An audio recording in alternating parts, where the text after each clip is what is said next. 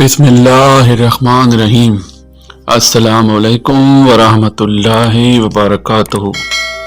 مرزا اور صاحبان آپس میں پیار کرنے والے تھے، جو ضلع جھنگ کے سیال علاقہ کے ایک قصبے کھیوا میں رہتے تھے، جو صاحبہ کا آبائی گاؤں تھا۔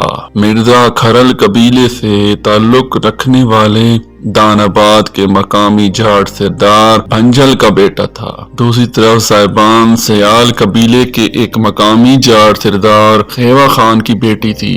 وہ ایک دوسرے سے پیار کرتے تھے اور ایک دوسرے کے ساتھ رہنے اور صاحبان کی والدین کی مرضی کے خلاف شادی کرنے کے لیے ایک ساتھ بھاگ گئے تھے۔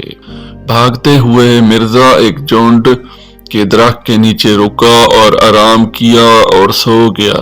صاحبان اپنی نئی زندگی اپنے بھائیوں کے خون سے شروع نہیں کرنا چاہتی تھی۔